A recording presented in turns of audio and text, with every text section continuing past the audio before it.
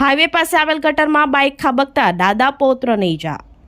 ભરૂચના આમોદ પાસેથી પસાર થતા નેશનલ હાઈવે નંબર 64 પાસે આમોદ નગરપાલિકા દ્વારા બનાવવામાં આવેલ ભૂગર્ભ ગટરમાં એક બાઇક ચાલક પૌત્ર અને દાદા ખુલ્લી ગટરમાં બાઇક લઈને પડતા ઇજાગ્રસ્ત બન્યા હતા, જેથી તેમણે આમોદ પાલિકા શાસકો સામે રોષ વ્યક્ત કર્યો હતો.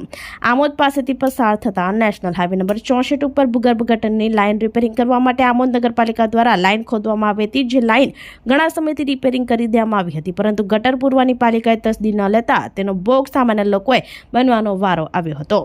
સવારના સમયે આમોદ તાલુકાના વલીપુર ગામના દાદા અને પુત્ર ગાડીનું ઓઇલ લેવા માટે જઈ રહ્યા હતા, ત્યારે આમોદ નેશનલ હાઈવે નંબર 64 ઉપર આમોદ પાલિકાએ ખોદેલા ભૂગર્ભ ગટરના મસમોટા ખાડામાં બાઇક નંબર GJ16CF 4912 ખાબકતા બાઇક ચાલક પુત્ર અને પાછળ બેઠેલા દાદાને નાની મોટી ઈજાઓ પહોંચી હતી.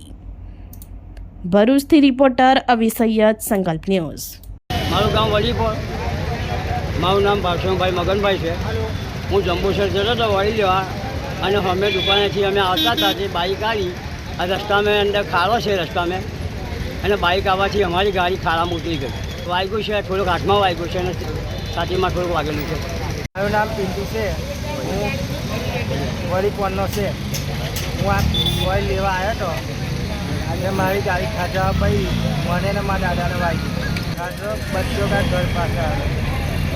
આપણી સંકલ્પ ન્યૂઝ ચેનલને સબસ્ક્રાઇબ અને લાઇક કરો, બેલ આઇકન દબાવો, જેથી આવનાર ન્યૂઝ અપડેટ્સની નોટિફિકેશન આપના મોબાઈલ પર સૌથી પહેલા પહોંચે. Like, subscribe and share the video.